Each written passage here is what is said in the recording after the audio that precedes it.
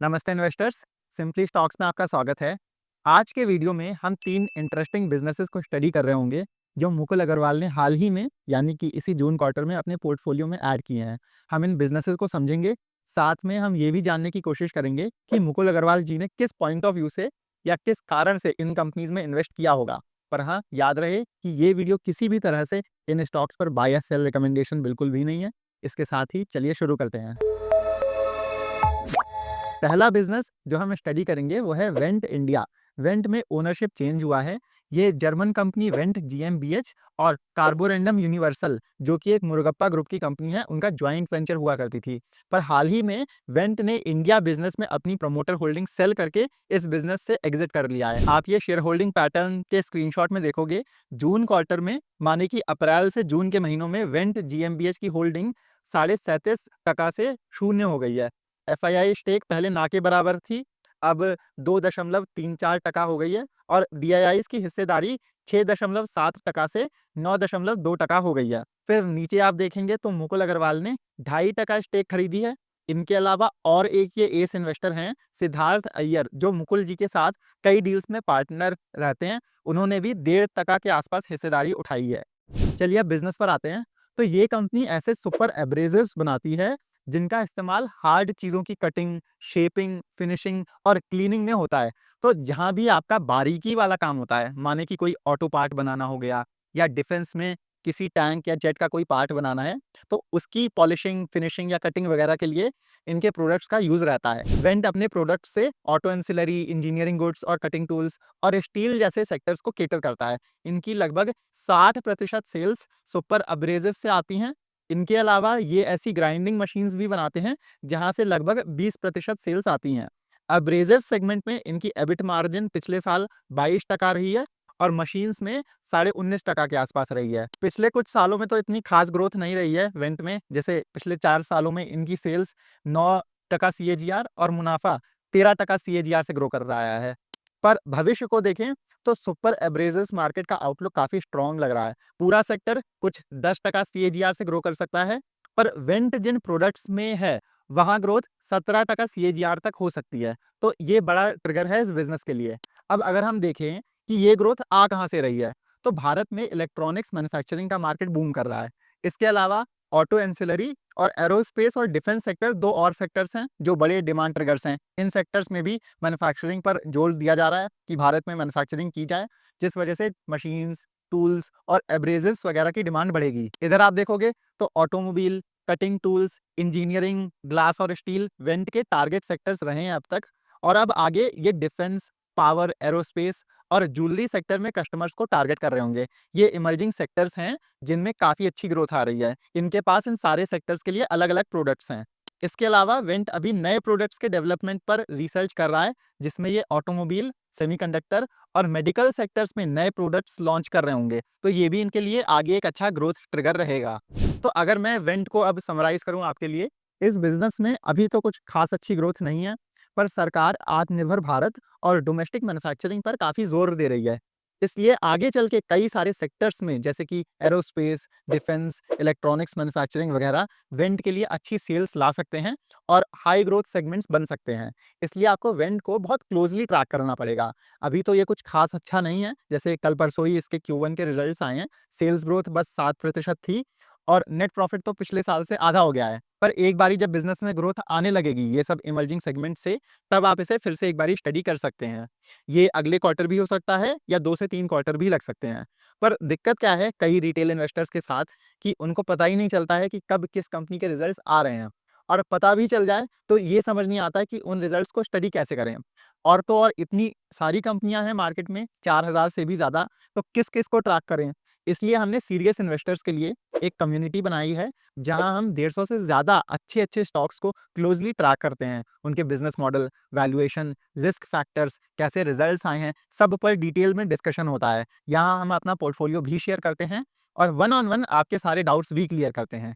हाँ, लेकिन हम किसी भी स्टॉक पर बाय या सेल कॉल्स नहीं देते हैं, हम सेबी रजिस्टर्ड नहीं है। हमारा काम सिर्फ आपको सही और पूरी इन्फॉर्मेशन देना है स्टॉक्स पर। और अगर आप 1 साल का प्लान लेते हैं तो आपको 20% डिस्काउंट भी मिलेगा। तो अगर आप इंटरेस्टेड हैं, इस नंबर पर आप मैसेज कर दीजिए, वरना आप डिस्क्रिप्शन में दिए हुए लिंक से भी ज्वाइन कर सकते हैं। अब दूसरा बिज़नेस जो हम स्टडी करेंगे वो है यथार्थ हॉस्पिटल और ट्रॉमा केयर सर्विसेज़। यथार्थ को हम लोग कई बारी अपने चैनल पर कवर कर चुके हैं और ये पिछले 1 डेढ़ साल से हमारा पोर्टफोलियो स्टॉक भी रहा है। तो आप इस स्क्रीनशॉट में देखेंगे कि Q1 में मुकुल जी ने इसमें 1.14% की हिस्सेदारी उठाई है। असल में ये पहले से यथार्थ के इन्वेस्टर रहे हैं। इनकी इन्वेस्टमेंट फर्म का नाम यथार्थ की मार्च क्वार्टर की इन्वेस्टर प्रेजेंटेशन में था।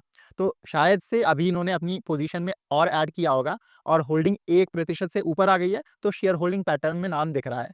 खैर बिज़नेस पर आते हैं, तो आपको नाम से ही अंदाज़ा लग गया होगा कि ये लोग हॉस्पिटल्स चलाते होंगे। यथार्थ के झांसी, फरीदाबाद, दिल्ली और नोएडा में 5 अस्पताल हैं। इसके अलावा इन्होंने 2 नए हॉस्पिटल्स हाल ही में एक्वायर किए हैं, जिससे इनके पास कुल 2300 से ज़्यादा हॉस्पिटल बेड्स की कैपेसिटी हो जाएगी। यथार्थ के पिछले साल के रिजल्ट्स भी काफ़ी अच्छे रहे हैं। आप देखोगे तो FY25 में इनकी सेल्स 31% बढ़कर 880 करोड़ के आसपास हो गई हैं। एबिटा इनका 22% और नेट प्रॉफिट 14% बढ़ा है। आप देख रहे होंगे कि 14% की प्रॉफिट ग्रोथ 21% की सेल्स ग्रोथ से कम है और इसका साधारण सा कारण है कि कंपनी बहुत तेजी से नए हॉस्पिटल्स खोल रही है। ऐसे में सब खर्चे वगैरह आपको पहले से करने पड़ते हैं। हॉस्पिटल पहले से चालू रखना पड़ता है और फिर धीरे-धीरे बाद में पेशेंट्स आते हैं, तो फिर आपके सेल्स और प्रॉफिट्स आना शुरू होते हैं। इसके अलावा ऑक्यूपेंसी रेट, मतलब कि कितने हॉस्पिटल बेड्स भरे हैं, वो 54% से बढ़कर 61% हो गया है। इसके अलावा एक और ज़रूरी पैरामीटर ARPOB या ARPOB, जो हमें बताता है कि हर ऑक्यूपाइड बेड से हॉस्पिटल कितना कमा रहा है। ये संख्या 28,570 से बढ़कर 30,800 रुपए के आसपास हो गई है। यथार्थ का ARPOB आपको फोर्टिस और मैक्स वगैरह से कम लगेगा, क्योंकि इनके पास जो सरकार की आयुष्मान भारत बीमा योजना है, उधर से काफ़ी पेशेंट्स आते हैं। अब लॉन्ग टर्म ग्रोथ की बात करें, तो यथार्थ के अभी 5 हॉस्पिटल्स में 1605 बेड्स ऑपरेशनल हैं। इन्होंने जो कुल 700 बेड्स के 2 नए अस्पताल लिए हैं, उनमें से एक अभी 1 ही हफ्ते पहले चालू हो गया है, जिसमें दिल्ली की CM अभी आई थी उसके इनॉग्रेशन के लिए, और दूसरा भी आई थिंक जल्दी ऑपरेशनल हो जाएगा। बाकी इनका टारगेट है कि ये FY28 तक कुल 3000 बेड्स कर ले जाएँगे, जो कि आपकी 23% CAGR वॉल्यूम ग्रोथ बनती है। यहाँ हम अगर कम से कम 7 से 12% भी ARPOB ग्रोथ लेकर चलें, तो यथार्थ आसानी से आपका 30 से 35% टाइप बिज़नेस बन जाता है। तो यथार्थ एक तेज़ ग्रो कर रहा बिज़नेस है, जिसे आप खुद से एक बारी देख सकते हैं। एसेट हेवी बिज़नेस है, मतलब कि काफ़ी इन्वेस्टमेंट लगती है नए हॉस्पिटल्स खरीदने में, महँगी-महँगी मशीन्स लाने में। इस वजह से शॉर्ट टर्म में मार्जिन्स पर प्रेशर रहता है, लेकिन फिर लॉन्ग टर्म में आपका बढ़िया सा डिफेंसिव बिज़नेस तैयार हो जाता है। सेक्टर में भी अभी काफ़ी अच्छी ग्रोथ आ रही है। जैसे देश का हॉस्पिटल मार्केट 10 से 12% CAGR से ग्रो कर रहा है, लेकिन अगर हम लोग सिर्फ नॉर्थ इंडिया या उत्तर भारत के हॉस्पिटल मार्केट की बात करें, तो यहाँ 12 से 14% की ग्रोथ है। इसके अलावा शायद आपको पता होगा कि भारत में ना हेल्थ केयर और इलाज का खर्चा बाकी देशों से काफ़ी कम है।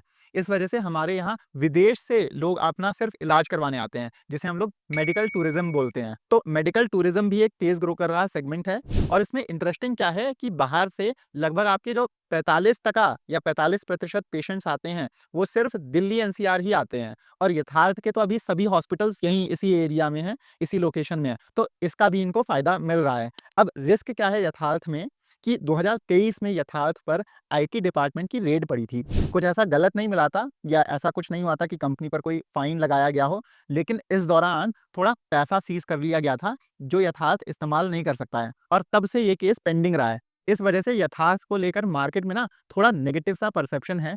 हालांकि कंपनी ने कहा है कि इस साल ये इनकम टैक्स वाला केस क्लोज हो जाएगा। शायद ये भी एक कारण हो सकता है जिस वजह से स्टॉक अंडर वैल्यू चल रहा है। तीसरा और आखिरी बिजनेस जो हम देखेंगे वो है जम्मू एंड कश्मीर बैंक। मुकुल अग्रवाल ने इसमें 1.3% स्टेक खरीदी है जून क्वार्टर में। ये एक रीजनल बैंक है। इनके पास कुल 1000 के आसपास ब्रांचेज हैं, जिनमें से 85 से 86% या कहने को 880 के आसपास JNK और लद्दाख में ही हैं। इस स्क्रीनशॉट में आप देखोगे तो इनके टोटल डिपॉजिट्स 1 साल में 10% बढ़कर 1.5 लाख करोड़ के आसपास हो गए हैं।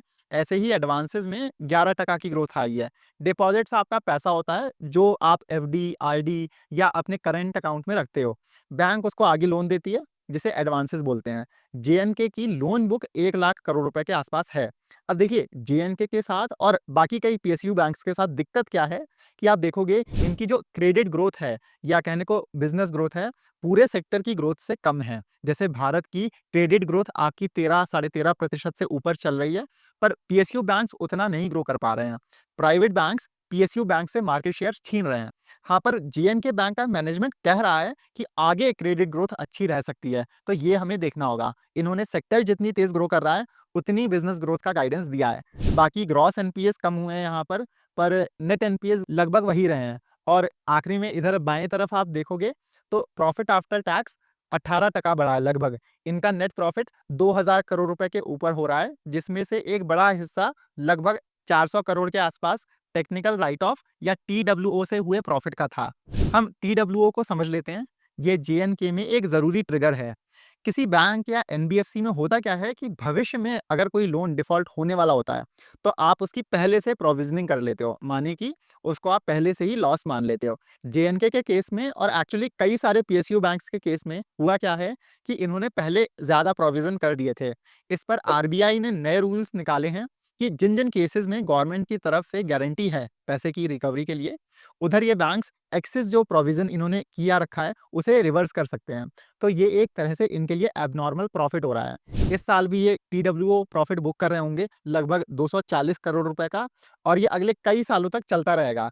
कुल मिला के इनके अकाउंट्स में अभी 3000 करोड़ के टेक्निकल राइट ऑफ्स हैं जिनका इन्हें फायदा मिलेगा। जेएनके बैंक का टोटल बिजनेस साइज अभी 2.6 लाख करोड़ रुपए है, और इनका टारगेट है कि अगले 5 सालों में ये इसे 5 लाख करोड़ रुपए से ऊपर कर ले जाएंगे। ये 14% सीएजीआर बनता है।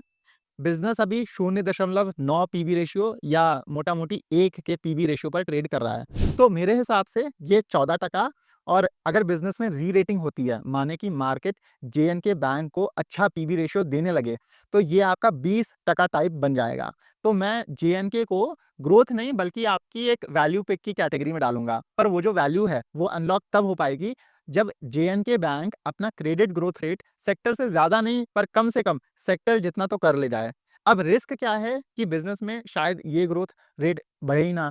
इसके अलावा मार्जिन प्रेशर अभी बैंकिंग सेक्टर में एक बहुत बड़ा रिस्क है। फिलहाल सभी बैंक्स के नेट इंटरेस्ट मार्जिन्स कम हो रहे हैं। आप इधर देखोगे तो पिछले 2-3 सालों से कॉस्ट ऑफ डिपॉजिट्स और कॉस्ट ऑफ फंड्स दोनों जेएनके के बढ़ते आए हैं। माने कि ये वो इंटरेस्ट है जिस पर जेएनके आपसे डिपॉजिट लेता है या मार्केट से उठाता है, वो ऊपर जा रहा है। फिर दूसरी तरफ आरबीआई ने इंटरेस्ट रेट्स कम किए हैं और आगे भी करे शायद। तो मोटा मोटी इधर डिपॉजिट्स और उधर लोन एडवांसेस दोनों साइड से बैंक्स के मार्जिन्स पर प्रेशर रहेगा। तो ये एक short to medium term risk रहेगा जेएनके बैंक में।